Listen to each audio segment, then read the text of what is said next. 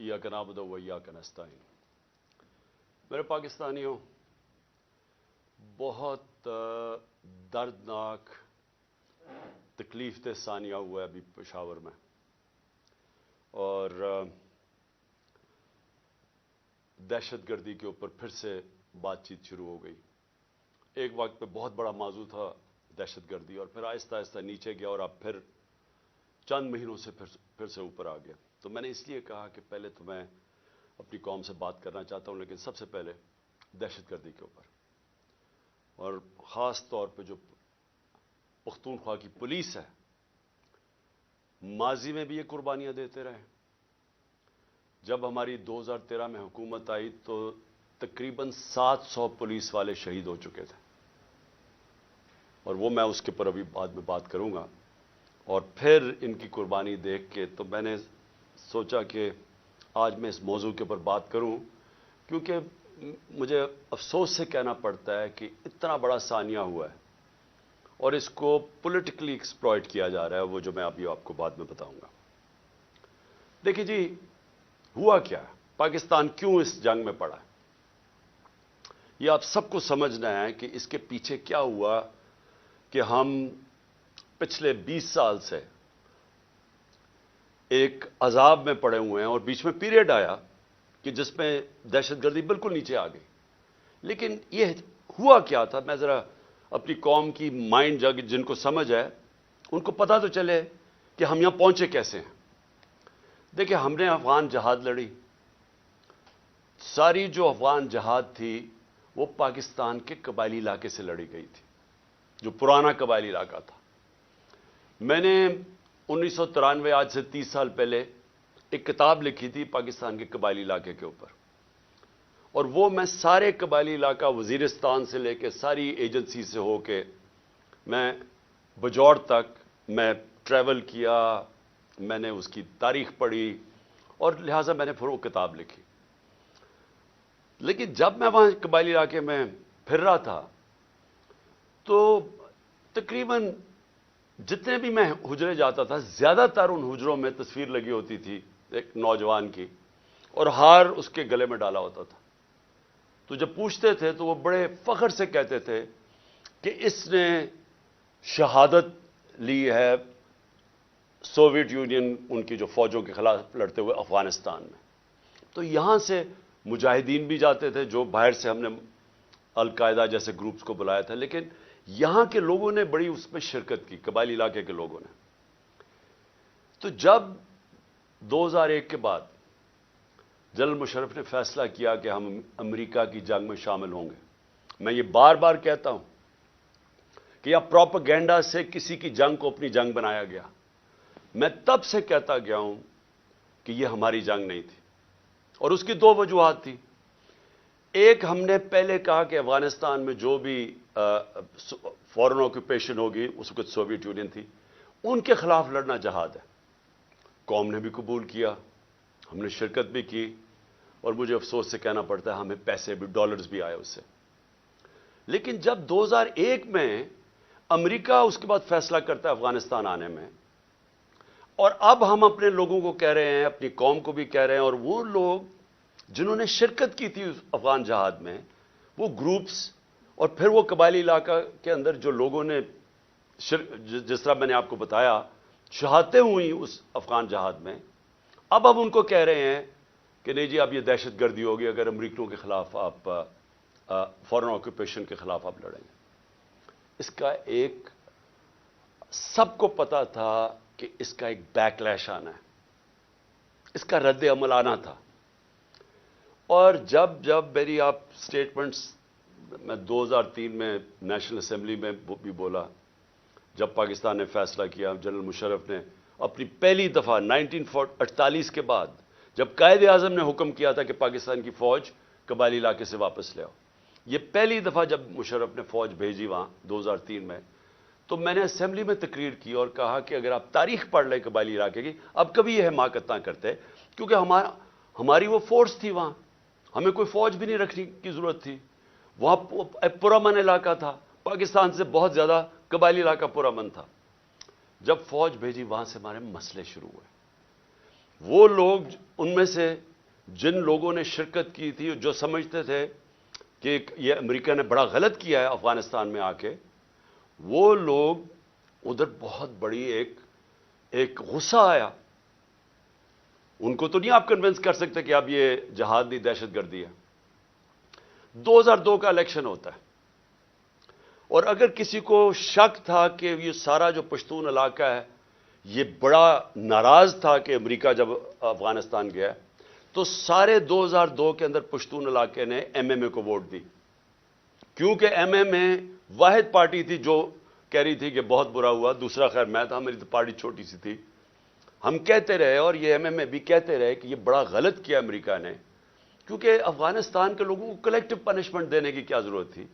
القاعدہ ایک گروپ تھا، لیکن ایک پورے قوم کو سزا دینا تو ایک بڑا ایک اس کے خلاف پاکستان کے اندر بھی بڑا عوام نے یہ پسند نہیں کیا، اور کافی غصہ تھا لوگوں میں، خاص طور پہ پشتون بیلٹ میں، کیونکہ وہ انہوں نے کنیکشن جو پشتون اس طرف ہے اور اس کا دوسری طرف قبائلی علاقے کا تو بارڈر ہی کوئی نہیں ہوتا تھا. ڈیورن لینڈ تو تھی کچھ نہیں، تو وہاں سے تو آمد و رفت رہتی تھی دونوں طرف. تو اس کا ایک ری ایکشن آیا، اور ری ایکشن عوام نے پشتونوں نے بتا دیا 2002 میں کہ وہ اس جنگ کے خلاف ہے. انہوں نے ایم ایم اے کو ووٹ دی، کیونکہ دونوں پارٹیز تو ڈرتی ہیں، بات ہی نہیں کرتی تھی امریکہ کے خلاف. یہ تو امریکہ کو اپنا وہ آقا مانتی ہیں، تو یہ تو بولی نہیں. تو جو بول رہی تھی پارٹی ایم ایم اے، ان کو قوم نے ووٹ دی، سارے پشتونوں نے. تو پتہ چل گیا کہ قوم کدھر کھڑی ہے. اب وہاں سے شروع ہوئی، جیسے جیسے ہم پڑھتے گئے امریکہ کی جنگ میں، وہ پھر وہاں دہشت گردی، اس کا ری ایکشن آتا گیا.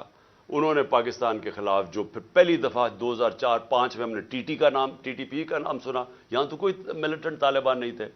جو جنگ لڑی تھی، جو اس طرف مجاہدین اور طالبان نے انہوں نے لڑی تھی سوویٹس کے اگینسٹ، تو یہاں تو کوئی ملیٹنسی نہیں تھی. تو آہستہ آہستہ پاکستان میں یہ دہشت گردی اور ملیٹنسی بڑھتی گئی. اور مجھے افسوس سے کہنا پڑتا ہے کہ میری طرح کے لوگ جب کہتے تھے کہ یہ بڑا غلط ہو رہا ہے، پاکستان کو نقصان ہو رہا ہے، مجھے طالبان خان کہا گیا. میں جب وہ امریکنوں کی جو افغانستان میں وہ کر رہے تھے، اس کو بار بار میں کہتا گیا کہ کوئی ملٹری سلوشن نہیں ہے، کیونکہ افغانستان کی اگر آپ تاریخ آپ پڑھ لیں تو آپ کو پتہ چلے گا کہ وہ کسی باہر والے کو ایکسیپٹ کرتے ہی نہیں ہیں. تو ادھر بھی کہتے گئے، تو وہاں اینٹی امریکن کا اور ہر قسم کی باتیں کی گئی. لیکن جو لوگ اس علاقے کو جانتے تھے، سب کو پتا تھا کہ یہاں جتنا آپ ادھر پڑھیں گے، ادھر مشکلات ملک کے لیے بڑھتی جائیں گی. اب میں آتا ہوں کہ یہ پھر فاسٹ فارورڈ کر لیں. اچھا، اس سے پہلے میں کہوں گا ڈرون اٹیکس ہونے شروع ہو گئے، اور یہ 2006 سے ڈرون اٹیک 4 سے 5 سے آہستہ آہستہ بڑھتے گئے. ڈرون اٹیکس کیا ہوتا تھا کہ وہاں جا کے اٹیک کرتے تھے قبائلی علاقے میں، وہاں زیادہ تر بے قصور لوگ مارے جاتے تھے. وہ کیا بدلہ کس سے لیتے تھے؟ وہ آ کے پاکستان کی سیکورٹی فورسز، پولیس کے خلاف بدلہ لیتے تھے. تو اس لیے میں نے ایک بہت واحد پولیٹیکل پارٹی جس نے ڈرونز کے خلاف دھرنا کیا، ہم نے پوری کیمپین کی، وزیرستان مارچ کی دھرنوں کے خلاف، یہ ڈرون اٹیکس کے خلاف. باقی یہ پارٹیز چپ کر کے بیٹھی ہوئی تھی اور ڈرتے تھے. آپ کو پتہ ہے ان کے تو پیسے باہر پڑے ہوئے ہیں، تو وہ تو ڈرتے ہیں بولتے ہوئے. جب آپ کی دولت وہاں باہر پڑی ہو تو خوف آتا ہے ان سے. اس کے بعد کیا ہوا؟ ہماری گورنمنٹ آ گئی، پختونخوا میں گورنمنٹ آئی 2013 میں. ہماری پولیس بری طرح ان کی کیجولٹیز ہوئی تھی، وہ ڈیمورلائز تھی. ہم نے پولیس کے اوپر پوری ریفارمز کی گئیں. آئی جی درانی صاحب کو ہم نے یہاں سے لے کے گئے مرحوم، وہ آئے وہاں. ہم نے پولیس کو ریفارم کیا، پولیس کمانڈوز کی ٹریننگ کروائی، پہلی دفعہ پولیس کمانڈوز کو ڈیولپ کیا. اور ادھر سے پھر فائٹ بیک ہوئی، اور پختونخوا کی جو پولیس تھی وہ پھر کھڑی ہوئی اپنے پیر پہ.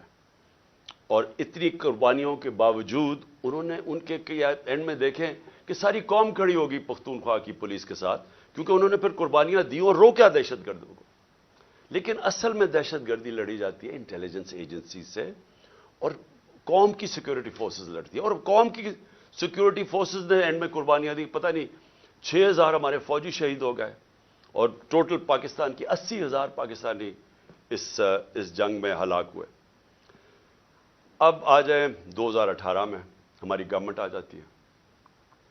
ہم فیسیلیٹیٹ کرتے ہیں افغان طالبان کے ساتھ بات چیت اور امریکن اور افغان طالبان کے بیچ میں بات چیت. ہم کوشش کرتے ہیں کیونکہ ہمارا انٹرسٹ تھا وہاں امن ہوگا تو پاکستان میں اس کا فائدہ ہوگا. کیونکہ اس وقت جو پچھلی افغان گورنمنٹ تھی وہ پرو پاکستان نہیں تھی, وہ پرو انڈیا تھی, اور وہ حکومت ہمیں کوئی ہیلپ نہیں ملتی تھی. جب یہاں پاکستان سے تین گروپس آپریٹ کر رہے تھے, افغانستان اٹیک کرتے تھے, تو وہ نہیں روکتے تھے. تو ہم نے پوری کوشش کی پہلے بات چیت کروائیں تاکہ امن ہو افغانستان میں. پھر ہم نے کوشش کی افغان گورنمنٹ کو اور طالبان کو اکٹھا بٹھانے کی, وہ ہم فیل ہو گئے, انہوں نے نہیں مانا. لیکن ہم نے کوشش کی, ہم نے دونوں اس گورنمنٹ سے بھی بات کر رہے تھے. میں گیا بھی کابل جب پریزیڈنٹ غنی تھے, تو صرف کوشش کی کہ ہم کسی طرح یہاں امن پیدا کریں.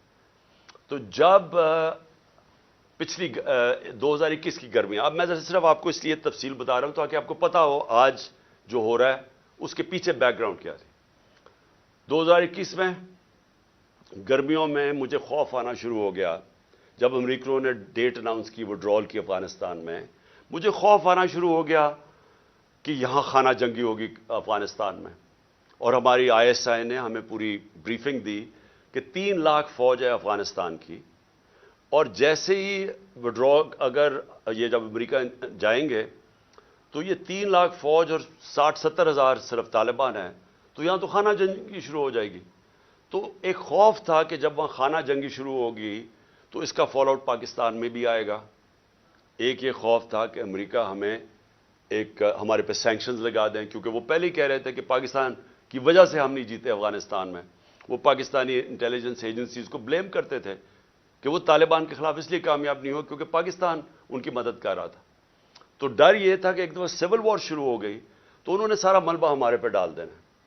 تو ہم تب سے میں پچھلی یعنی 21 کی گرمیوں سے آپ میری سٹیٹمنٹس دیکھ لیں, میں کہتا گیا تھا کہ وہ جو 2021 اور 22 کی سردیاں ہیں وہ پاکستان کے لیے سب سے مشکل وقت ہے. اور اس کی ایک وجہ یہ تھی کہ مجھے خوف تھا افغانستان میں کیا ہوگا. میرا جنرل باجوہ سے کوئی اختلافات نہیں تھے, ہم ایک پیج پہ تھے.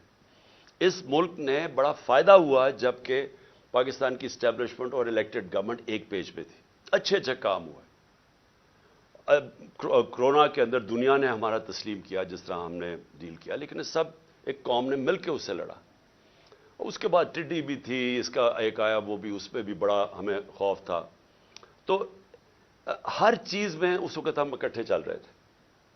اختلاف پہلا یہ ہوا کہ ایکسٹینشن کے بعد جنرل باجوہ نے بار بار ہمیں کہا کہ NRO کو NRO دے دو اور یہ اکاؤنٹیبلٹی سے پیچھے ہٹ جاؤ اور نیب کو چینج کر دو جو اب نیب ہے. یعنی نیب کو لاز کو امینڈ کرنا یہ تب سے شروع ہو گیا تھا کہ جیسے آپ امینڈ کریں گے تو یا پولیٹیکل سٹیبلٹی آ جائے گی. بیسکلی ان کو NRO دے دو, جو ہم نے ریفیوز کر دیا. میں نے میٹنگ بھی تھی ایک ہوئی تھی جس میں میرے سینئر منسٹرز بیٹھے تھے, جنرل باجوہ نے یہ تجویز دی. ہم نے کام نہیں کرتے کیونکہ میں تو آیا ہی پالیٹکس میں 26 سال پہلے تھا رول آف لاء کے لیے اور انصاف, اور اگر انصاف نہیں ہوتا تو کرپشن ہوتی ہے. تو دوسرا اختلاف کدھر ہوا؟ دوسرا اختلاف ان سے ہوا جنرل فیض کے اوپر. اب میں آج ساری قوم کے سامنے رکھنا چاہتا ہوں جو حقائق کیا تھے. میرا جنرل فیض کو اس وقت میں سمجھتا تھا کہ کیونکہ 2021-22 کی سردیاں ہمارے لیے بڑی مشکل ہوں گی, میں چاہتا تھا کیونکہ افغانستان کا فال آؤٹ آنا تھا, میں یہ چاہ رہا تھا کہ ان کو یہ سردیوں تک جنرل فیض کو رکھا جائے. کیونکہ اگر سب سے مشکل ٹائم ہے تو جو سب سے ایکسپیرینسڈ آپ کا انٹیلیجنس کا چیف ہے اس کو ہونا چاہیے, آپ کا بیسٹ کھلاڑی ہونا چاہیے. مجھے تب سے خوف تھا دہشت گردی کا. میں نے بار بار جنرل باجوہ سے بھی بات کی, میں نے اپنی کیبنٹ کو بھی بتایا کہ سردیاں ہمارے لیے مشکل ہیں, کیونکہ ایک پوری تاریخ میں دیکھ رہا تھا, مجھے تو پوری بیک گراؤنڈ پتا ہے اس کی. اللہ نے کرم کرنا تھا ایک طرح ہمارے اوپر بھی اور افغانستان کے لوگوں کے اوپر کہ وہ جو امریکن جو ٹرین کیا ہوا تھا افغان فوج اس نے ہتھیار ڈال دیے.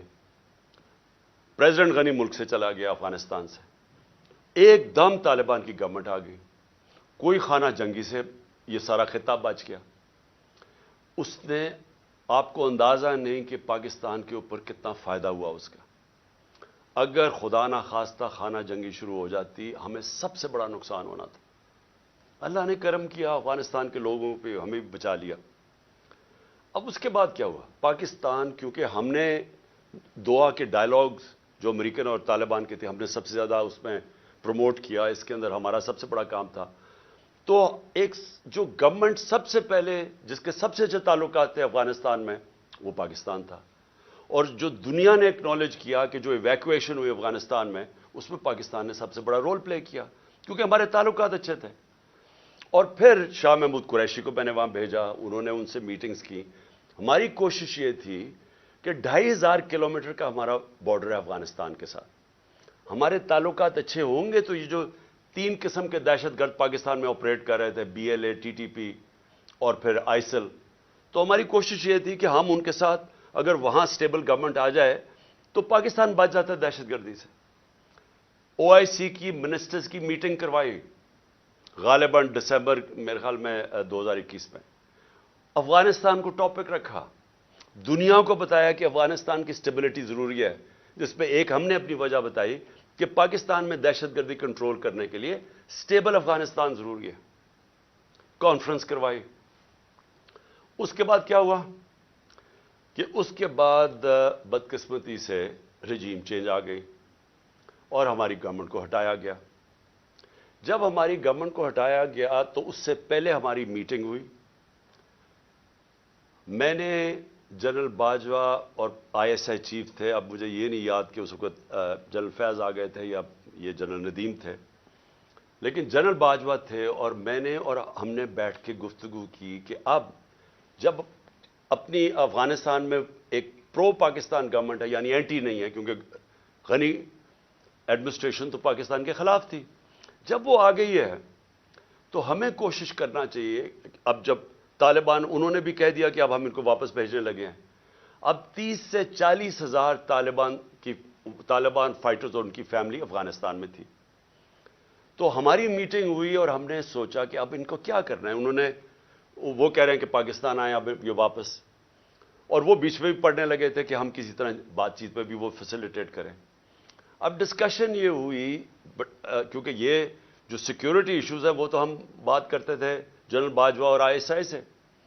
جب ہماری بات ہوئی تو 2 ہمارے, خاص طور پہ 2 کی میں بات کر رہا ہوں, 3 جو ایک اور ہمارے بیوروکریٹ تھے جن کو قبائلی علاقے کا اندازہ تھا, جو سرو کر چکے تھے, اور ہمارے نور الحق قادری صاحب جو خیبر ایجنسی سے تھے, اور مراد جس نے ساری جو سوات کے اندر پورا آپریشن ہوا تھا طالبان. تو انہوں نے بیٹھ کے بڑا خدشہ بتایا کہ دیکھیں جب وہ آئیں گے تو ان کی سیٹلمنٹ کیسے ہوگی, کیونکہ بڑا مشکل ہوگا, لوگوں کی دشمنیاں ہیں, قتل کیے ہوئے ہیں آپس میں, اور انہوں نے, طالبان نے, تو وہ بڑی تشویش تھی. تو یہ فیصلہ کیا گیا کہ ہمارے جو قبائلی علاقے کے MNAs اور وہ بیٹھ کے ہماری سیکیورٹی فورسز فیصلہ کریں گی کہ ان کو ریہیبلیٹیٹ کیسے کرنا ہے. یہ بھی سوچا کہ ان کے لیے پیسے خرچ کریں گے, کیونکہ 2 ہی ہے نا, یا ہم ان کو مار دیں ساروں کو کھڑا کر کے, اور یا پھر ان کو سیٹل کریں اور ان سے کوئی اگریمنٹ کریں. یہ اس کے علاوہ تو تیسرا کچھ نہیں تھا. تو ہم نے ان سے یہ بات ہوئی, اور وہ بدقسمتی سے بات آگے بڑھی نہیں, کیونکہ اور چیزیں آ گئیں, اور آپ سب جانتے ہیں رجیم چینج کے اندر اور چیزیں آ گئیں. اس کے بعد ہماری گورنمنٹ چلی گئی. 2022 کی جون کے اندر ملاکنڈ کے اندر مسئلہ آ گیا, سوات کے اندر ایک دم طالبان کی وہاں کوئی آیا, اور وہ عوام کھڑی ہو گئی, ان کو بڑا کہ پھر سے وہی حال ہونے لگے جو کہ پہلے تھا, جدھر سوات کے لوگوں نے بڑی مشکل وقت گزارا. تو تب تشویش ہوئی, اور میں نے جون کے اندر پھر میٹنگ کی اپنے پختونخوا کے MNAs اور MPs کے ساتھ, KP ہاؤس کے اندر اسلام آباد میں میٹنگ کی, اور ان کو سب خدشہ تھا کہ یہ ایک نیا فینومینا پھر آ رہا ہے. یہ جو طالبان آ رہے ہیں وہاں سوات کے اندر جو ہو رہا ہے, اور پھر لیٹرز لوگوں کو آنے شروع ہو گیا کہ پیسے کے, اور پھر ہمارا ایک MP تھا اس کو گولیاں لگیں وہاں دیر کے اندر. تو سب سے میٹنگ ہوئی اور ان کو خوف تھا کہ یہ ہو کیا رہا ہے. اور پھر ہم نے, کیونکہ ہماری گورنمنٹ تھی KP میں, ہم نے انہیں کہا کہ آپ بات کریں وہاں کے کور کمانڈر سے, اور کوئی اگریمنٹ کریں کہ یہ کیا ہو رہا ہے, یہ فینومینا کیا ہے, کیونکہ سمجھ نہیں آ رہی تھی. لیکن اس گورنمنٹ نے کوئی ان کو سمجھ نہیں تھی کرنا کیا ہے, نہ ہی ان کی کوئی توجہ تھی وہاں. انہوں نے جب جون میں وہاں سے خدشہ ہوا کہ یہ ہو رہا ہے، یہ کیا فینومین ہے، کیونکہ بارڈر تو گورنمنٹ کے ہاتھ میں نہیں ہے پختونخوا کے، تو ان کے اندر کوئی کسی کو نہ سمجھ تھی، نہ کسی کا انٹرسٹ تھا. عجیب عجیب سی ان کی مزاحیہ سٹیٹمنٹس آئیں اور وہ ایشو وہیں کا وہیں رہ گیا. اب یہ ایشو آہستہ آہستہ بڑھنا تھا، اور اب جدھر یہ پہنچ گیا ہے، مجھے اب ہوا کیا، جب پولیس پہ جب یہ اٹیک ہوا مسجد کے اندر، تو ابھی وہ لوگ، وہ بیچارے، جو میں پھر سے آج سب کے سامنے، ہم سب کو تکلیف ہے کہ جو جس طرح کی ہم نے وہ سینز دیکھے ہیں، اور جس طرح وہ پولیس والوں کے اوپر ایک غصہ اور ایک غم طاری ہوا تھا، وہ ہم نے دیکھا سب نے.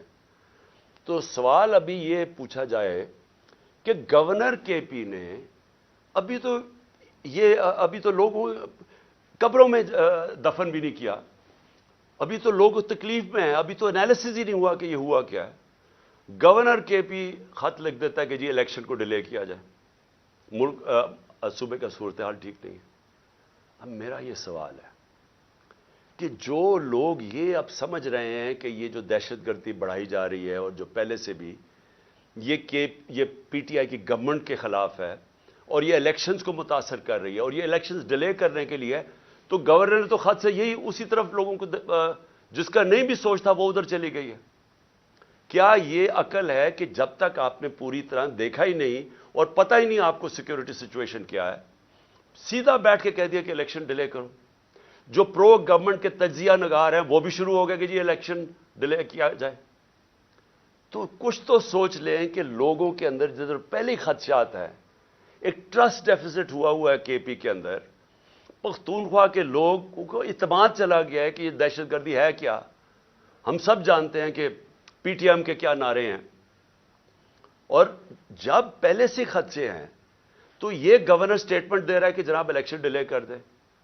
تو میرا سب سے بڑا سوال اب یہ ہے کہ آج میں اس گورنمنٹ اور ان کے لوگوں سے پوچھنا چاہتا ہوں کہ جو ہمیں ذمہ دار ٹھہرا رہے ہیں، میں یہ پوچھنا چاہتا ہوں کہ میں اس کا تو جواب دے سکتا ہوں جب ہم اقتدار میں تھے.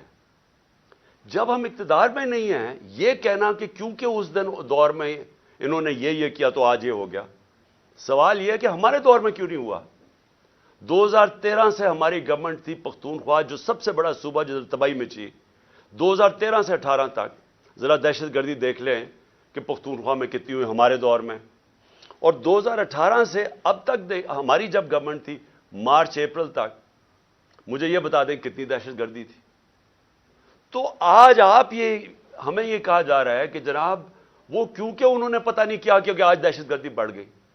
یہ بالکل اسی طرح ہے، جس کے اوپر ابھی میں اس کے بعد آؤں گا، کہ جناب انہوں نے پتہ نہیں آج جو معاشی بحران آ گیا اور جو تباہی مچ گئی ہے پاکستان میں، جو لوگوں کی امید ہی ملک سے چلی گئی ہے، جو معاشی حالات ہیں، تو وہ کہہ رہے ہیں کہ جی وہ ہماری وجہ سے ہوا ہے.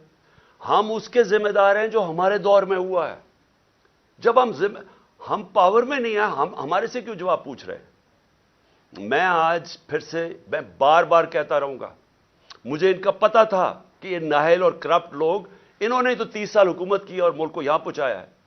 اور اب یہ کہنا کہ یہ جو جنرل باجوہ کی سوچ تھی کہ اب آ کے یہ ملک ٹھیک کر دیں گے، جو 17 سال میں سب سے بہتر پاکستان کی اکنامک پرفارمنس تھی، اس اکنامک پرفارمنس کے اوپر رجیم چینج کر کے ان کو لے آئے. میں بار بار جنرل باجوہ کو کہتا رہا اور میں نے واضح طور پہ شوکت ترین کو بھجوایا. میں اس لیے آپ کو کہوں گا کہ ہمیں پتا تھا یہ کیا ہونا ہے. میں ان کو جانتا ہوں 30 سال سے، جو انہوں نے کیا پاکستان کے ساتھ. یہ جو قرضے چڑھے ہوئے ہیں، جب سے یہ آئے ہیں، ذرا دیکھیں انہوں نے، یہ امیر ہوتے جاتے ہیں، ملک مقروض ہوتا جاتا ہے. تو انہوں نے ملک کیسے ٹھیک کرنا تھا؟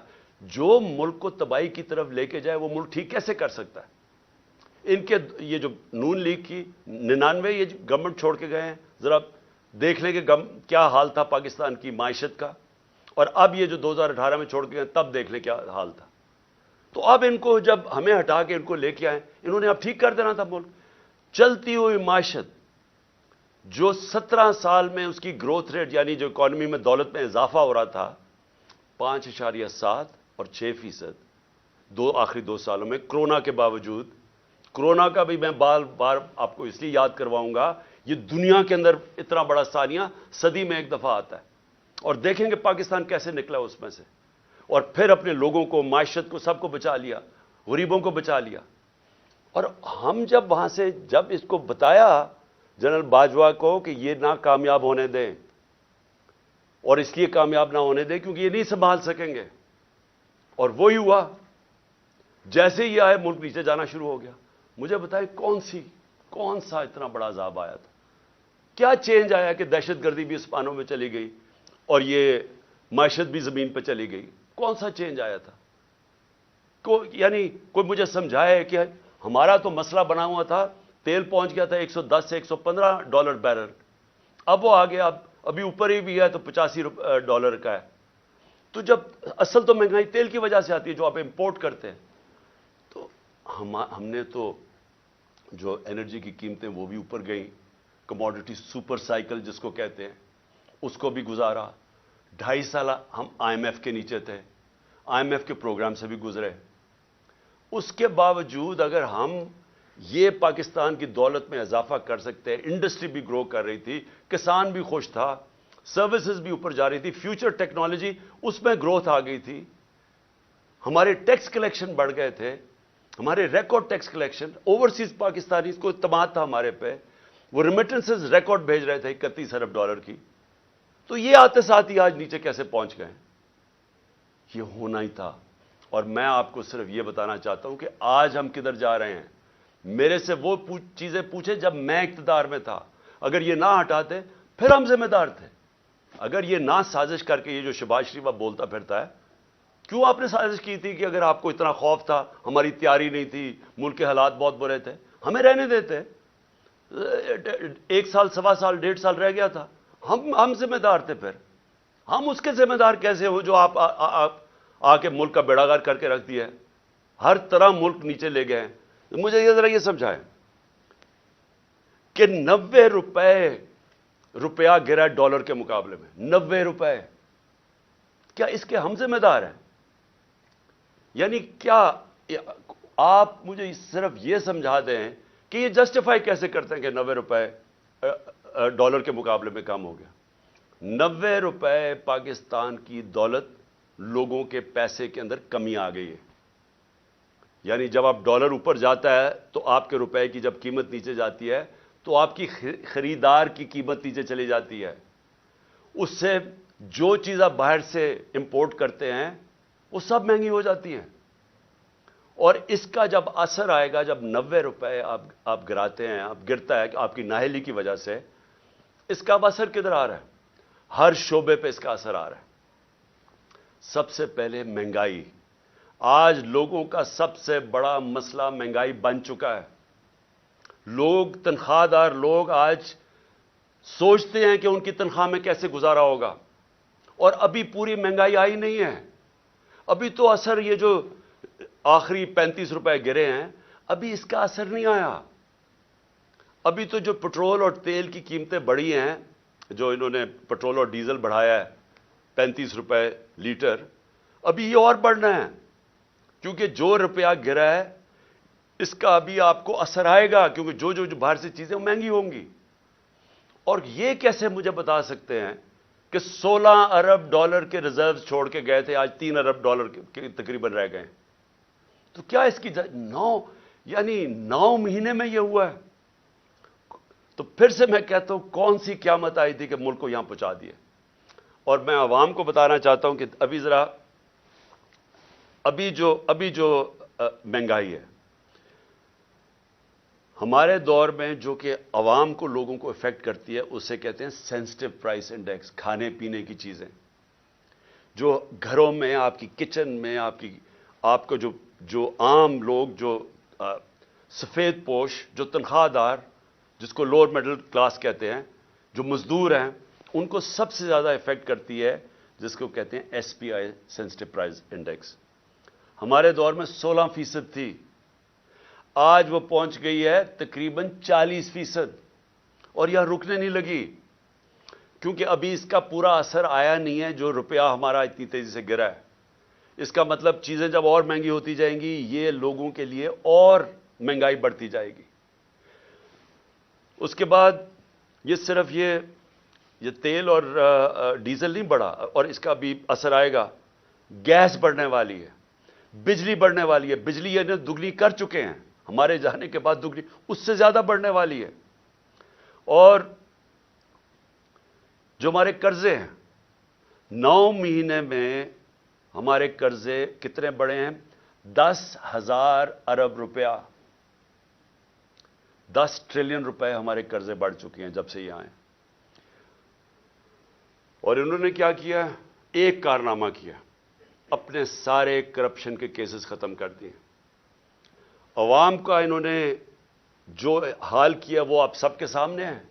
अवाम को धकेल दिया उधर जिधर 8 लाख हमारे प्रोफेशनल्स मुल्क छोड़ के चले गए हैं, उम्मीद खो बैठे हैं। अवाम उधर पिसी हुई है, और इन्होंने 1100 अरब रुपए के अपने करप्शन केस खत्म किए। इनको ना फिक्र थी दहशतगर्दी की, ना इन्होंने उसके ऊपर टाइम लगाया। मायशत की इनको समझ नहीं थी, और ये जो इनकी नाहली थी वो सामने आ गई है। और अपना सिर्फ जो कामयाबी से जिस काम के लिए आए थे, अपने सारे करप्शन के केस खत्म कर दिए, जिसको हम NRO 2 कहते हैं। जो मुल्क से एक गद्दारी की थी जनरल मुशर्रफ ने, जब इनकी चोरों की बड़ी चोरी माफ की थी 2008 में, और एक ये दूसरी जनरल बाजवा ने ये जो इनको NRO 2 दिया है, ये सबसे बड़ी गद्दारी है कि आज दरवाजे खोल दिए हैं बड़ी चोरी के, वाइट कॉलर क्राइम के दरवाजे खोल दिए हैं, क्योंकि नैब तो इन्होंने खत्म कर दिए, FIA खत्म कर दिया। उनका सिर्फ काम है सियासी इंतकाम लेना। और मैं जो तीसरी आज चीज बात करना चाहता हूं, 3 चीजों पे मैंने आज बात करनी थी। पहले दहशतगर्दी पे कि वो हमें जिम्मेदार ठहरा रहे हैं, और दूसरा ये मायशत पे, वो नीचे गए, वो हमें जिम्मेदार ठहरा रहे हैं। नहीं इतनी साजिश करनी थी, अगर नई कैपेबिलिटी थी तो ना करते। तो आज आके आप अपनी चोरी माफ करवा लें, लेकिन जो सारा मुल्क तबाही किया वो हमारे पे डाल दें। जो तीसरी चीज है वो इसी वजह से, वो है इलेक्शंस। अब मैं ये बताऊं कि हमारी पंजाब और पख्तूनख्वा में हुकूमतें थी, 66% पाकिस्तान हमारे नीचे था। हमने पहली दफा इस मुल्क की तारीख में अपनी 2 गवर्नमेंट्स को डिसॉल्व किया, अपनी गवर्नमेंट्स छोड़ी।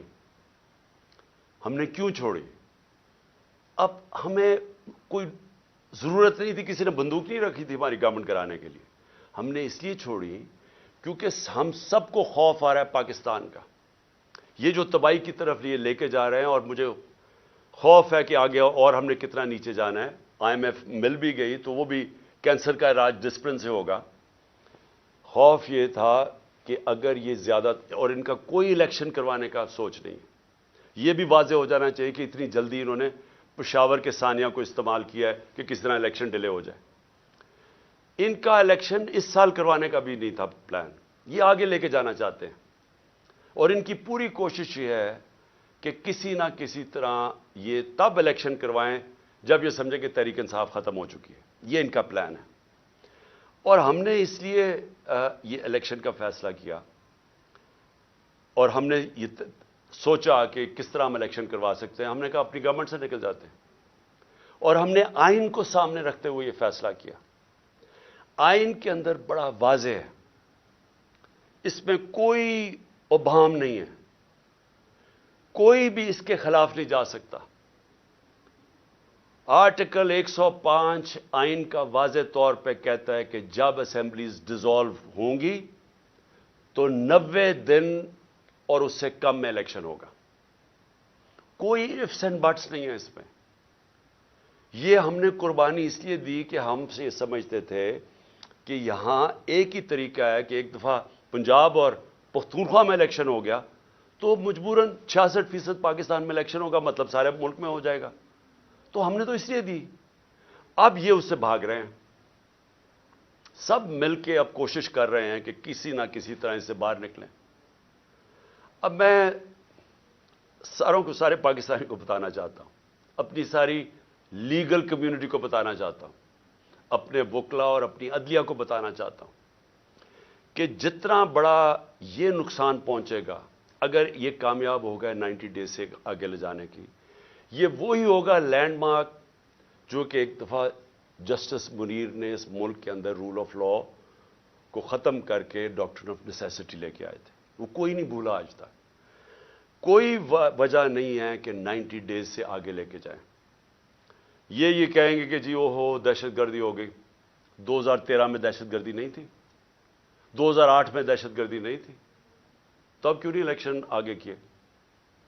اور یہ یاد رکھیں کہ 2008 کے اندر الیکشن اس لیے آگے کیے گئے تھے کیونکہ وہاں ایک ڈیموکریٹک سیٹ اپ نہیں تھا، جنرل مشرف کی گورنمنٹ تھی، اس لیے الیکشنز کو آگے کیا گیا تھا.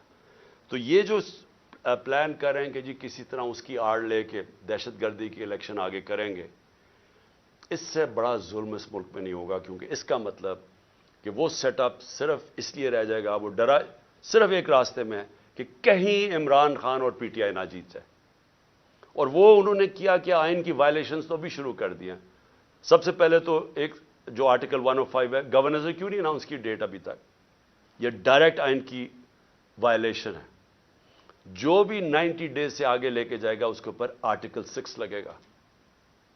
اور دوسری چیز جو انہوں نے کیئر ٹیکر گورنمنٹس بنائی ہیں، یہ بالکل پاکستان کی آئین کی وائلیشن ہے.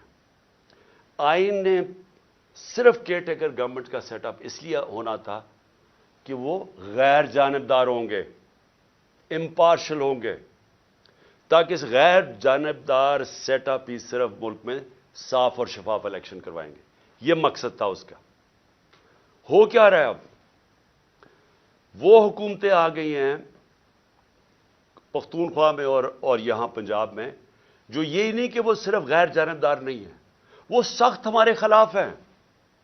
ابھی سے سارے قدم اٹھانے شروع ہو گئے ہیں جو کہ یہ شہباز شریف کی حکومت بھی نہ تھوڑا سوچ سمجھ کے کرتی، کیونکہ جلدی میں ہے. ابھی سے ہمارے اوپر کیسز قدم جو فواد چودھری سے انہوں نے کیا. اور فواد چودھری سے کیوں کیا؟ فواد چودھری کا یہ بتانے کی کوشش کر رہے ہیں کہ ہم اس طرح آپ کو ذلیل کریں گے.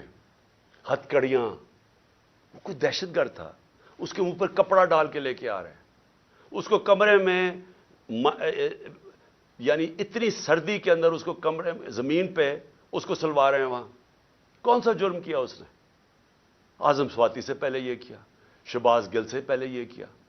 یہ لوگوں کو ڈرا رہے ہیں کہ یہ ہم کر دیں گے آپ کے، تاکہ آپ چپ کر کے کسی نہ کسی طرح ہاتھ کھڑے کر کے تو ان نون لیگ کو الیکشن جیتتے جائیں. اور تب تک یہ نہیں کریں گے جب تک یہ سمجھیں گے کہ انہوں نے یہ کیئر ٹیکر لے کے اس لیے آئے ہیں ہمارے اوپر تشدد کریں، کیسز کریں، جیلوں میں ڈالیں، ڈرائیں دھمکائیں، ایف آئی آرز کریں، کرپشن کیسز کریں. پرویز الہی کے گھر پولیس بھیج دی کل، کتنی گاڑیاں چلے گئی وہاں اس کے اوپر. ہمارے وہ ورکرز کے ان کو پولیس بلا کے ہراساں کرنا شروع ہو گئی ہے کہ تمہارے کیسز کریں گے، ان کو ٹیلی فون کر رہے ہیں. تو کیا یہ کیئر ٹیکر کرتی ہے؟ کیا پاکستان کی تاریخ میں کبھی کیئر ٹیکر نے ایسی حرکتیں کی ہیں؟ میری جے آئی ٹی، اب ذرا یہ سن لیں، میری جو جے آئی ٹی بنائی ہوئی ہے جو میرے اوپر قاتلانہ حملہ ہوا، یہ سوچیں کہ وہ ابھی نوٹیفائڈ ہے، پنجاب گورنمنٹ نے نوٹیفائی کی ہوئی ہے وہ جے آئی ٹی. اس کو آتے ساتھ ہی سارے اس کو نان فنکشنل کر دیا، اس کے ریکارڈ سیل کر دیے.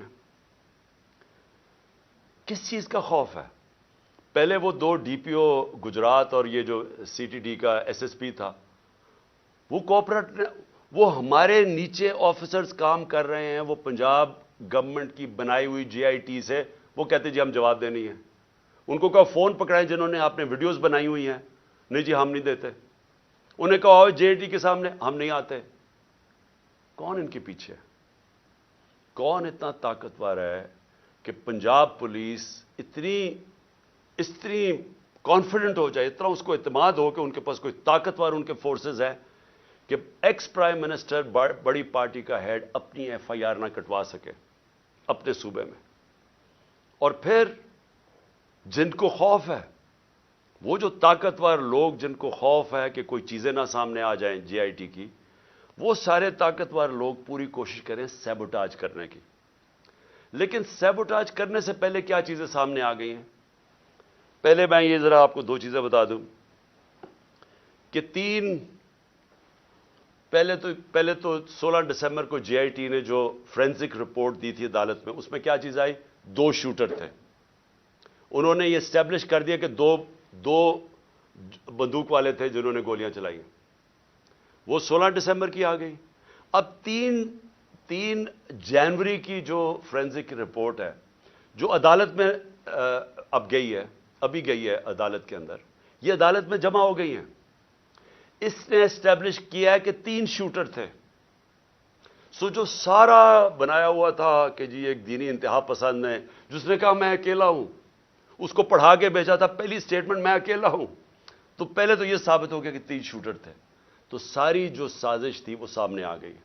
اور 3 شوٹر اس طرح تھے کہ اس کی گولیاں جو ہم کہہ رہے تھے، جو میں بھی کہہ رہا تھا کہ اوپر سے میرے چھت سے گولیاں، ان کے گولیوں کے خول مل گئے جو انہوں نے آئیڈینٹیفائی کیا ہے جے آئی ٹی نے، جو کہ اب عدالت میں جمع کروا دی.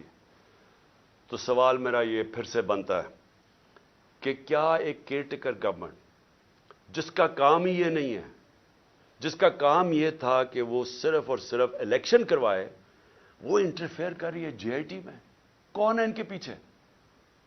کون ہے یہ ان کو جو ایڈوائز کر رہا ہے کہ سارے جو آفیسرز یہاں لگوائے جائیں وہ سارے اینٹی پی ٹی آئی ہوں؟ ان آفیسرز کو لگایا جا رہا ہے جنہوں نے 25 مئی میں ہمارے اوپر ظلم کیا تھا.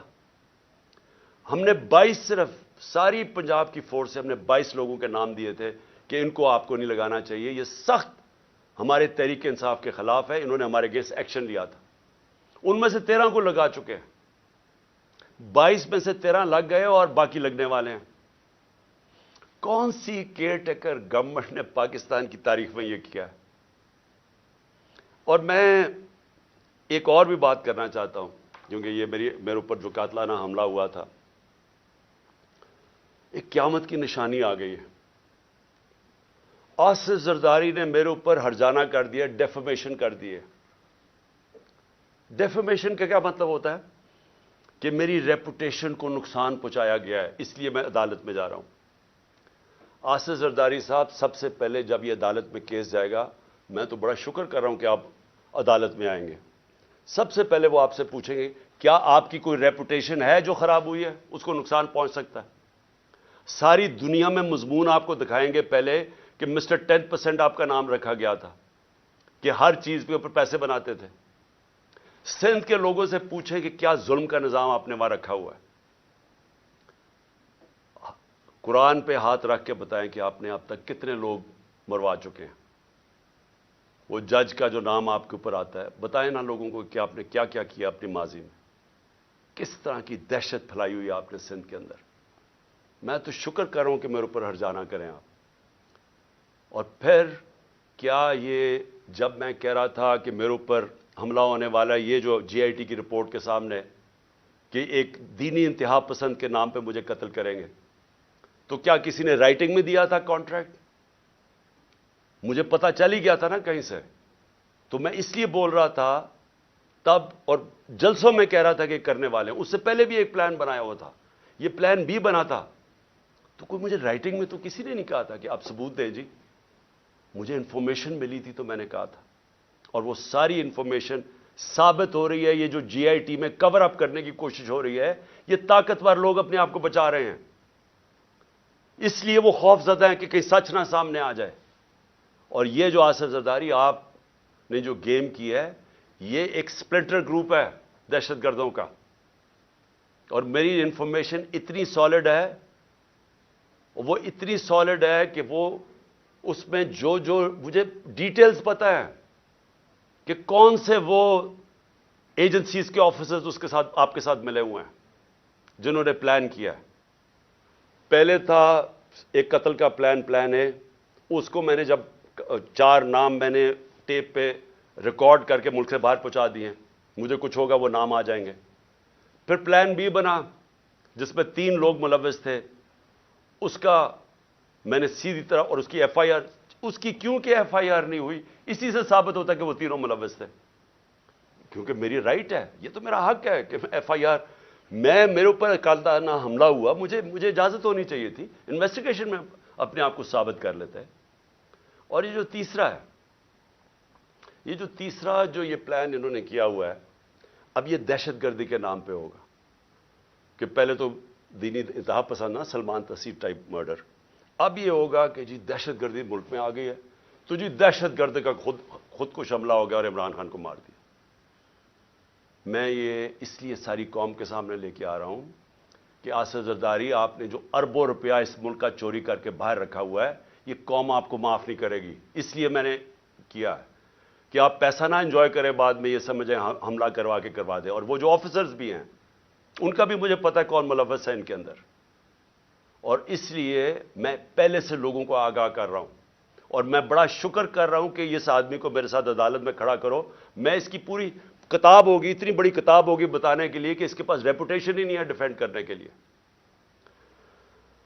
آخر میں اپنی قوم کو میرا آخری پیغام یہ آج کی تقریر کا کہ دیکھیں، ایک ملک پھر سے یہ یاد رکھیں کہ ہم جس طرح جا رہے ہیں یہ ملک ہم تباہی کی طرف جا رہے ہیں۔ کیوں؟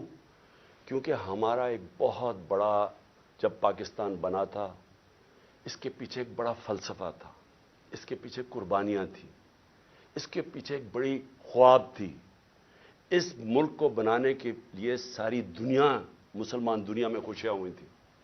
مجھے البینیا کا پرائم منسٹر ملا ایک دفعہ، اس نے کہا کہ ہم قائد اعظم کی تقریریں سنا کرتے تھے، اب وہ فوت ہو گئے، ہم ریڈیو پہ سنا کرتے تھے، اور نیلسن منڈیلا نے کہا کہ وہ قائد اعظم کی تقریریں سنتے تھے کیونکہ وہ سارے آزادی کی جنگ میں ملوث تھے۔ اور اس نے کہا کہ مٹھائیاں بانٹی گئیں البینیا کے اندر جب پاکستان بنا۔ یہ ساری مسلمان دنیا میں ایک ہوپ آئی کہ ایک ایسا ملک بنے گا۔ اس وقت سب سے بڑی پاکستان کی آبادی تھی مسلمان ملکوں میں، بدقسمتی سے ناانصافی کی وجہ سے ایسٹ پاکستان علیحدہ ہوا۔ تو اس وقت سارے لوگوں نے امید لگائی ہوئی تھی کہ ایک ایسا ملک آئے گا جو لیڈ کرے گا مسلمان دنیا کو۔ ہم کدھر پہنچ گئے وہاں سے؟ ہمارے پاس یہ چور اوپر بیٹھ گئے، آ کے پیسے ان کے باہر پڑے ہیں، ملک کا ان کو کوئی فکر ہی نہیں ہے۔ روپیہ 90 روپیہ ڈالر مہنگا ہو گیا ہے ان کے 9 مہینے میں۔ ان کو کیا فائدہ ہوا؟ ان کو کیا نقصان ہوا؟ فائدہ ہی فائدہ، نقصان زیرو، کیونکہ ان کے ڈالرز میں پیسے پڑے ہوئے ہیں باہر، ان کے تو ڈالر اور ان کی ویلیو اوپر چلے گی، انہوں نے تو پیسہ باہر رکھا ہوا ہے، ان کو تو فائدہ ہو گیا۔ نقصان ہماری طرح کے پاکستانیوں کو ہو رہا ہے جن کا جینا مر رہا ہے یہاں۔ ان کے لیے تو عذاب ہو جاتا ہے، جی ای سی ایل پہ ڈال دیا، مجھے ڈالیں ای سی ایل پہ، مجھے کیوں نہیں فکر کہ اچھا جی ای سی ایل پہ ڈالیں گے تو مجھے بڑا کوئی مسئلہ ہو جائے گا۔ ان کو کیوں مسئلہ ہے؟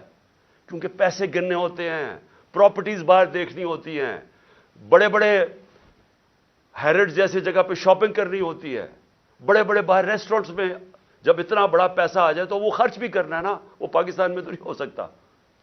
عذاب ای سی ایل پہ ڈال کے، مجھے ڈال دیں ای سی ایل پہ۔